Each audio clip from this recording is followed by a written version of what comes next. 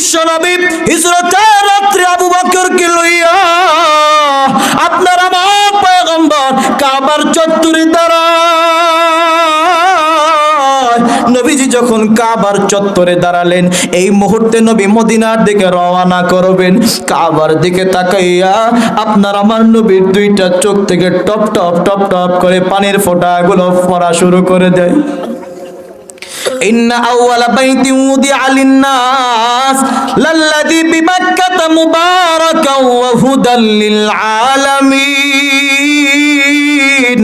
পৃথিবীর ভিতরে সর্বপ্রথম ঘর, সর্বশ্রেষ্ঠ ঘর কাবা বাইতুল্লাহ, এমন একটা ঘর, এমন মায়ার জায়গা রে ভাই, যেই মানুষগুলো একবার হজ করতে যায় ওই কালো গিলাফওয়ালা কাবার চত্বরে গিয়া দাঁড়ায়।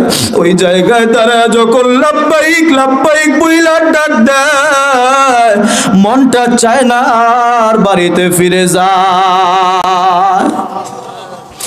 আপনার আমার নবী কাবার চত্বরে দাঁড়াইয়া কাবার দিকে তাকাইয়া কাদের কাবা, আমি মুহাম্মাদের বড় আশা ছিল জীবনটা ভরা আমি তোমার খেদমত করব, তোমার পাশে থাকব, কিন্তু তোমার এলাকার বাসিন্দারা আজকে আমাকে থাকতে দিল না। এক্ষুনি আমি হিজরত করে মদিনায় চলে যাব। আপনার আমার নবীর মনটা ছটফট শুরু করেছে। শেষবারের মতো কাবার ভিতরে 2 রাকাত নামাজ পড়তে মনে চায়। কাবা ঘরের চাবি তখন একজন কাফের ছিল, যেই কাফের নাম ছিল ওসমান। কি নাম জোরে বলেন? এটা আবার অন্য ওসমান, নবীর জামাই ওসমান না। কাবা শরীফের চাবি ছিল ওসমানের হাতে। আপনার আমার নবী লুকাইয়া লুকাইয়া হাঁটি হাঁটি পা পা করে নীরবে নিঃশব্দে ওসমানের দরওয়াজায় গেলেন। নবী আবার ডাক দিয়া কয়, ওসমান রে, আমি মুহাম্মদকে তো মক্কায় থাকতে দিলি না, আমি তো মদিনায় চইলা যাইতেছি, শেষবারের মতো আমাকে কাবার চত্বরে 2 রাকাত নামাজ পড়ার সুযোগ দাও, আমাকে একটু চাবিটা দাও, মাত্র 2 রাকাত নামাজ পড়ে আমি তোমাকে চাবি জমা দিয়ে আমি মদিনার দিকে চলে যাব। ওই কাফের ওসমান বলে, মুহাম্মদ এমনি তো এতদিন পর্যন্ত আমাদের বিরোধিতা করছো, এতদিন পর্যন্ত আমাদের মূর্তিকে নিয়ে গালি দিছ, আমাদের ধর্মের বিরুদ্ধে কথা বলেছ, তুমি যদি এখন কাবার চাবির জন্য আমাকে জোর জবরদস্তি করো গো মুহাম্মদ, আমি কিন্তু তোমাকে ধরে মক্কার কাফেরদের কাছে নিয়ে যাব। মোট কথা ওসমান নবীকে চাবি দিল না। আপনার আমার পয়গম্বর বুক ভরা ব্যথা নিয়া আপনার আমার নবী কয়, ওসমান রে, আজকে আমি মুহাম্মাদের হাতটা খালি, তোমার কাছে চাবি আছে, আমি চাবি চাইলাম, তুমি চাবিটা দিলা না। ও ওসমান মনে রাখবা, একদিন এমন একটা দিন আসবে রে ওসমান, এই কাবার চাবি আমি মুহাম্মাদের হাতে থাকবে, আর আমার সামনে তুমি ওসমান খালি হাতে দাঁড়ায় থাকবা। আল্লাহু আকবার বলেন। আপনার আমার নবী বুক ভরা ব্যথা নিয়ে মদিনায় চলে গেল। আবার আল্লাহ তাআলা আপনার আমার পয়গম্বরকে সান্ত্বনা দিয়া কয়, পয়গম্বর টেনশন করার কোনো প্রয়োজন নাই, আজকে আপনার জন্মভূমি মক্কায় আপনাকে মানুষটা থাকতে দিল না, আপনার মাতৃভূমি আপনার মা বাবার জন্মভূমিতে আপনাকে মানুষ থাকতে দিল না। ও পয়গম্বর মন খারাপ করার কোনো প্রয়োজন নাই, আবার এমন একটা সময় আসবে ও পয়গম্বর এই মক্কার রাজত্ব আপনি মুহাম্মদ করবেন। সুবহানাল্লাহ বলেন না। আল্লাহ তাআলা নবীকে মক্কা বিজয়ের একটা অগ্রিম সুসংবাদ দিয়ে দিলেন। ঘটনা তো অনেক লম্বা। নবীজি মদিনায় চলে গেলেন। আবার যখন 8 বছর পর আপনার আমার পয়গম্বর যখন মক্কাটা দখল করলেন, আপনার আমার পয়গম্বর মক্কাটা বিজয় করে নিলেন। এখন মক্কার রাজত্ব মুহাম্মাদের হাতে, এখন মক্কার বাদশা একমাত্র মুহাম্মদ। কাফের বেঈমানগুলো যখন পরাজয় বরণ করলো, খুব খেয়াল করেন, বর্তমানে কোন দেশের সাথে যুদ্ধ হয়ে যদি এক দেশ আরেক দেশকে দখল করে, সর্বপ্রথম ঢুকে আগে ভাঙচুর চালায়। কথা বলেন ঠিক কিনা? বিরোধী দলের ঘরে আগুন দেয়। কথা কয় না? আপনার আমার পয়গম্বর দীর্ঘ 8 বছর পর আপনার আমার নবী আবার মক্কার রাজত্ব পাইলেন। মক্কার রাজত্ব উচিত ছিল মক্কায় ঢুকে আগে কাফেরদের ঘর বাড়ি গুলো জ্বালায় দেওয়া। না না না, নবী কারো ঘরে আগুন দেয় নাই। উচিত ছিল মদিনায় মক্কায় ঢুকে আগে কাফেরদেরকে লাইন ধরে দাঁড় করে হত্যা করে দেওয়া। কারণ ওই কাফের বেঈমানগুলো 13টা বছর পর্যন্ত আপনার আমার নবীকে এত কষ্ট দিয়েছে রে মুমিন।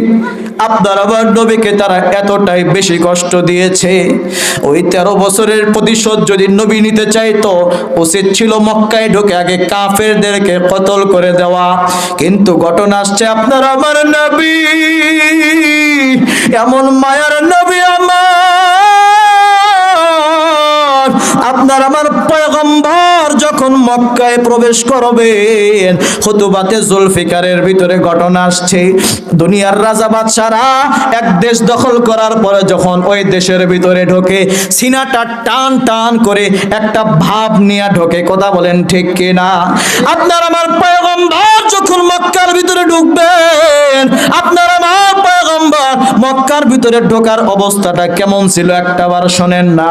খুতুবাতে জুলফিকারের ভিতরে আসছে আপনার আমার পয়গম্বর যখন মক্কার ভিতরে ঢুকতেছে, মক্কাটা আপনার আমার নবীর দখলে চলে আসছে। এমন সময় নবী যখন মক্কায় প্রবেশ করবেন, আপনার আমার পয়গম্বর একটা উটনির পিঠের উপরে সেজদা করা অবস্থায় নবী মক্কায় প্রবেশ করেছেন। আল্লাহু আকবার বলেন না। उम्मत में मोहम्मद का निशान पूछते क्या हो, फिरदौस में की माँ आबे कौसर है हमारा। নবী ছিলেন না 13 বছর পর্যন্ত যারা নবীকে জ্বালাইলো, ওই এলাকাটা দখল করার পর নবী এতটা বিনয় এতটা ভদ্রতার পরিচয় দিলেন, নবী একটা উটনির পিঠের উপরে সেজদা করা অবস্থায় মক্কার ভিতরে ঢুকলেন। সুবহানাল্লাহ বলেন।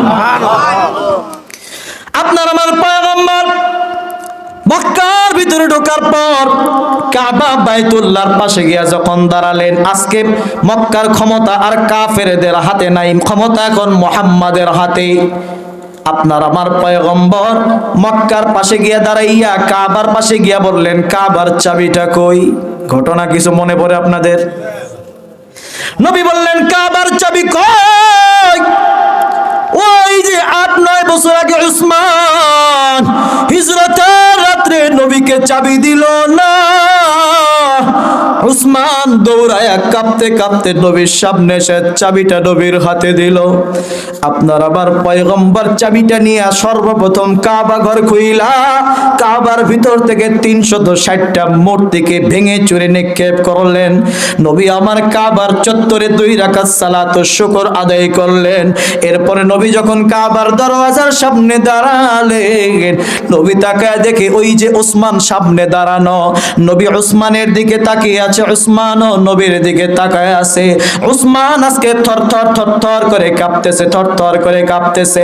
হায় রে হায়, আমি তো নবীকে ওই দিন চাবি দেই নাই, অথচ আজকে তো চাবির মালিক মুহাম্মদ। নবী ডাক দেয়া, ভাই উসমান, তোমাকে আমি নবী বলেছিলাম এমন একটা সময় আসবে যখন তোমার হাতটা খালি থাকবে, আমি মুহাম্মাদের হাতে চাবি থাকবে। আজকে তাকায় দেয়, আমি মুহাম্মাদের হাতে কাবার চাবি আর তুমি উসমানের হাতটা খালি।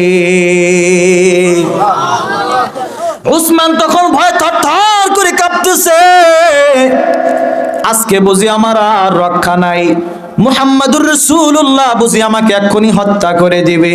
অথচ না না রে মুমিন না, দেখেন না আপনার আমার নবীর আখলাক কত সুন্দর, কত সুন্দর।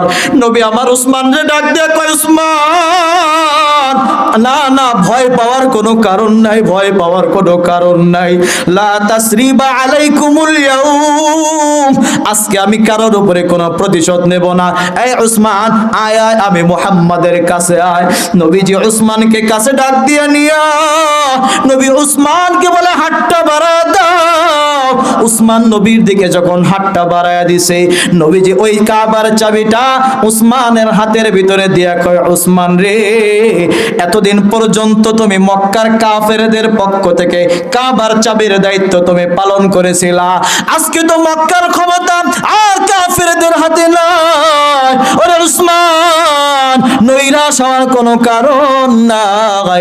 এতদিন পর্যন্ত তুমি কাফেরদের পক্ষ থেকে কাবার চাবির দায়িত্ব পালন করেছো, আজ থেকে তুমি মুসলমানদের পক্ষ থেকে কাবার চাবির দায়িত্ব তুমি পালন করবা।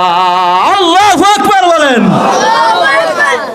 উসমান ডাক দিয়ে বলে, নবী, এইটা আবার কেমন আখলাক? আমি আপনাকে চাবি দেই নাই, তারপরে আমি একজন কাফের, আমি একজন মুশরিক, তারপরেও আপনি আমাকে কাবার চাবি দিলেন। ও পয়গম্বর, আমি কাফের হয়ে আর থাকতে চাই না, আমি কুফরির ভিতরে থাইকা এত দামি ঘরের চাবির দায়িত্ব আমি পালন করতে পারবো না গো নবী, এক্ষুনি আমাকে কালেমা পড়ায় দেন। নবী বললেন, পড়ো লা ইলাহা ইল্লাল্লাহু মুহাম্মাদুর রাসূলুল্লাহ। আখলাক কাকে বলে দেখেন। বলেছিলাম নবীকে মানলে আল্লাহ দুইটা পুরস্কার, ভালোবাসবেন, গুনাহ মাফ করবেন। তো এই নবীকে মানবেন না তো মানবেন কাকে? দুনিয়াতে সারাদিন এক কাপ লাল চা, রং চা খাওয়ার লোভে পইরা সারাটা দিন আপনি নেতার পেছনে স্লোগান দিলেন, আমার নেতার চরিত্র ফুলের মতো পবিত্র, অথচ নেতার নামাজ পড়ে না এক ওয়াক্ত, বিড়ি সিগারেট খায় ডেলি কয়েক ওয়াক্ত। কথা কোন ঠিক কিনা?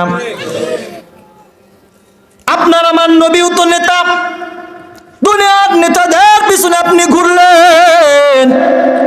দুনিয়ার নেতাদের পিছনে ঘোরার ফল কি জানো না? ওই যে 2024 সালের 5 আগস্টের একটু স্মরণ করো, নেতারা বিমানে উঠা বিদেশের দিকে পালায়, কর্মীদের কোনো খবর কিন্তু ওই দিন নেতারা রাখে নাই। কথা বলেন ঠিক কিনা? আপনার আমার নবীও নেতা, বিশ্ব নবীকে সাহাবী একজন এসে ডাক দিয়ে কয়, নবী আমার, আপনাকে আমরা নেতা বলে মানলাম, আপনাকে নেতা বলে মানার কারণে দুনিয়াতে এত কষ্ট করলাম, এত কষ্ট করলাম, কাফেরদের মাইরের আঘাত সহ্য করলাম, দুনিয়াতে হিজরত করে মক্কা ছাইরা মদিনায় গেলাম। ও পয়গম্বর, কত কষ্ট করলাম শুধুমাত্র আপনাকে নেতা বলে মানার কারণে। দুনিয়ার নেতারা কর্মীদেরকে বিপদের মুহূর্তে রেখে পালায়। ও পয়গম্বর, আমরা তো জানি কিয়ামতের ময়দানটা বড়ই ভয়ঙ্কর। কিয়ামতের ময়দান কেমন ভয়াবহ জানো রে মুমিন? হাদিসে আসছে, কিয়ামতের ময়দানে মানুষগুলো যখন দাঁড়াবে, ডান দিকে তাকায় দেখবে জাহান্নামের আগুন, বাম দিকেও তাকায় দেখবে জাহান্নামের আগুন, সামনে পিছনে সব দিকে তাকায় দেখবে জাহান্নামের আগুন। মানুষগুলো ওই দিন হয়রান পেরেশান হয়ে যাবে। না না না, কাউকে ওই দিন তারা পাবে না। আল্লাহ তাআলা বলেন, ইয়াউমা ইয়াফিরুল মারউ মিন আখি ওয়া উম্মিহি ওয়া আবি। ওই দিন মানুষদের থেকে, ভাই ভাই থেকে ওই দিন পালায়া যাবে, মা সন্তানকে পরিচয় দিবে না। আল্লাহ রাকাতে বলেন, ইয়াউমা লা ইয়ানফাউ মালু ওয়ালা বানুন। ওই দিন সন্তান কোনো কাজে আসবে না, সম্পদ কোনো কাজে আসবে না। কিয়ামতের ময়দানটাকে দুনিয়ার সাধারণ অবস্থা মনে করছেন?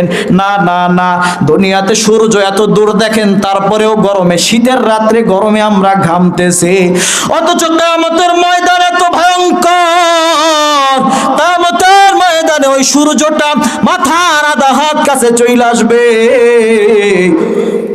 সূর্যের তাপের কারণে ময়দানে মাশরের জমিনটা তামার মতো লাল হয়ে যাবে। সূর্যের প্রচন্ড তাপের কারণে মানুষের মাথার মগজগুলো টকবক টকবক করে ভাতের মারের মতো ফুটতে থাকবে। একদিকে ময়দানে মাশরের ভয়ঙ্কর অবস্থা, আর একদিকে জাহান্নামের ভয়ঙ্কর আওয়াজ। মানুষগুলো এদিন যখন পেরেশান হয়ে যাবে, আল্লাহ তাআলা রাগান্বিত একটা আওয়াজ ময়দানে মাশরে ছড়ায় দিবেন। আল্লাহ তাআলা রাগান্বিত হইয়া ওই দিন একটা আওয়াজ, একটা প্রশ্ন ছুড়ে দিবেন। আল্লাহ বলবেন, লিমানিল মুলকুল ইয়াউম, আজকের দিনের বাদশাহী কার? বলো না, আজকের দিনের রাজত্ব কার? বলেন তো, কিয়ামতের দিনে রাজত্ব চলবে কার? আর জোরে বলেন, কিয়ামতের দিনে রাজত্ব চলবে কার? আল্লাহ তাআলা বলবেন, আজকের দিনের রাজত্ব কার? মানুষগুলো আল্লাহর রাগের কারণে কেউ জবাব দেওয়ার সাহস পাবে না। আল্লাহ তাআলা নিজের প্রশ্নের জবাব নিজেই আবার দেন, লিল্লাহিল ওয়াহিদিল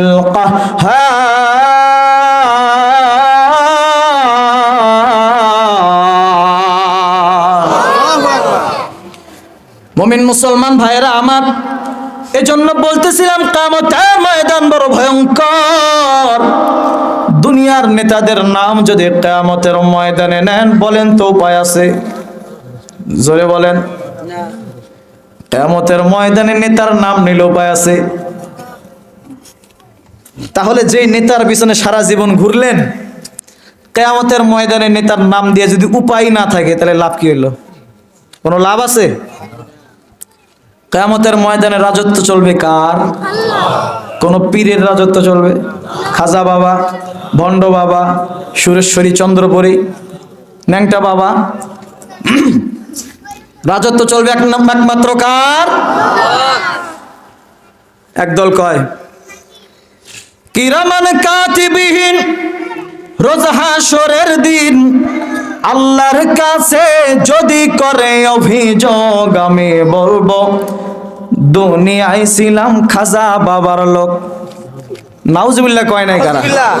এই যেটা নাউজুবিল্লাহ বলবে না, বুঝবেন ওইটাই ভণ্ড পীরের মুরিদ। নাউজুবিল্লাহ জোরে কোন? নাউজুবিল্লাহ। কিরামান কাতিবিন, রোজ হাসরের দিন আল্লাহর কাছে যদি করে অভিযোগ, আমি বলবো দুনিয়ায় ছিলাম খাজা বাবার লোক। উপায় আছে? আল্লাহ তাআলা বলে, ইয়াউমা ইয়াকুমুর রূহু ওয়াল মালাইকাতু সাফফান লা ইয়াতাকাল্লামুনা ইল্লা মান আযিনা লাহুর রহমান। কিয়ামতের দিনটা তো ভয়ঙ্কর। কিয়ামতের দিনে কোনো ফেরেশতা না না না, কোনো পয়গম্বর না না, কোনো ওলিয়া উলিয়া গাউস কুতুব আল্লাহর অনুমতি ছাড়া কেউ কোনো কথা বলার সাহস পাবে না। তাহলে বলেন, ওই দিন যদি খাজা বাবা, ল্যাংটা বাবার নাম লন, জুতার বাড়ি কি একটাও মাটিতে পড়বে?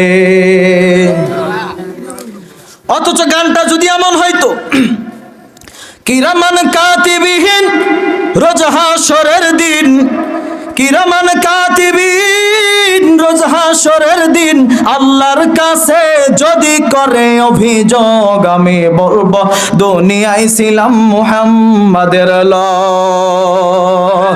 রোজে মাহশর মে জব হামে ले लेके जाएगा, मैं रो रो के कह देगा कि हम उम्मत हूँ मुहम्मद का।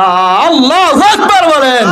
साहिल से लगा दो मेरे इश्क़ों का सफीना, आँखों से दिखा दो मुझे मक्का व मदीना। गर सुन्नत नबवी की करे पैरवी उम्मत, तूफान से निकल जाएगा फिर उसका सफीना, तूफान से निकल जाएगा फिर उसका सफीना। বলতেছিলাম বিশ্ব নবীর দরবারে সাহাবীরা বলে, পয়গম্বর দুনিয়ার ভিতরে আপনার নেতা বলে মানলাম গো নবী, আমরা তো জানি কিয়ামতের ময়দানটা বড়ই ভয়ঙ্কর। তাহলে বলেন না, কিয়ামতের ময়দানে যখন ভয়াবহ অবস্থা হবে, ওই কিয়ামতের ময়দানে ভয়াবহ মুহূর্তে আমরা কোথায় গেলে আপনারে পাবো? দুনিয়াতে তো বিপদের মুহূর্তে নেতাদের খুঁজলে পাওয়া যায় না, কথা কোন ঠিক কিনা? বিপদের মুহূর্তে নেতার কোনো খবর নাই। সাহাবী বা পয়গম্বর যখন কিয়ামতের ময়দানে বিপদে পড়ব, বলেন না আপনারে কোথায় পাই? নবী বললেন, সাহাবীরা রে, তিনটা জায়গায় আমাকে তালাশ করবা।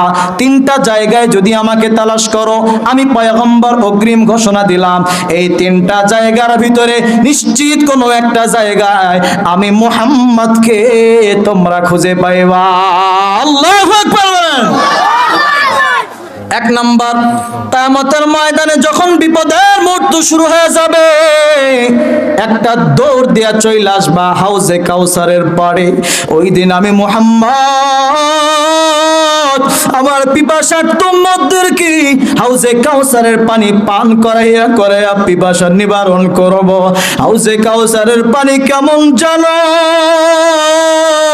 ওই এক ফোঁটা পানি যার মুখের ভিতর দিয়ে ঢুকবে রে মুমিনের, জীবনে কোনোদিন আর তারা পিপাসা লাগবে না। নবী বললেন, তিনটা জায়গা আমাকে পাবা। এক নাম্বার, আমাকে পাইবা দৌড় দিয়া চলে আসবা হাউজে কাউসারের কিনারায়। দুই নাম্বার, হাউজে কাউসারের পাশে যদি আমাকে না পাও, দুই নাম্বারে আর একটা দৌড় দিয়া চলে আসবা মিজানের পাল্লার কাছে। মিজানের পাল্লার কাছে আমি মুহাম্মদ আমার উম্মতদের আমলনামার ওজন করাটা পর্যবেক্ষণ করার জন্য মিজানের পাল্লার পাশে আমি নবী দাঁড়ায় থাকবো। একজন গুনাহগারের উম্মত, গুনাহগারের আমলনামা যখন গুনার পাল্লা ভারী হবে, নেকের পাল্লা কম হয়ে যাবে। আপনার আমার পয়গম্বর আপনাকে আমাকে বাঁচানোর জন্য মিজানের পাল্লার পাশে দাঁড়ায় থাকবে। নবী বললেন, মিজানের পাল্লার পাশেও যদি না পাও, তিন নম্বরে আরেকটা দৌড় দিয়া চলে আসবা পুলসিরাতের কিনারায়। আমি আবার গুনাহগার উম্মতদেরকে পুলসিরাতের পুলটাকে সহজভাবে পার করানোর জন্য পুলসিরাতের পুলের কিনারায় আমি নবী দাঁড়ায় থাকবো।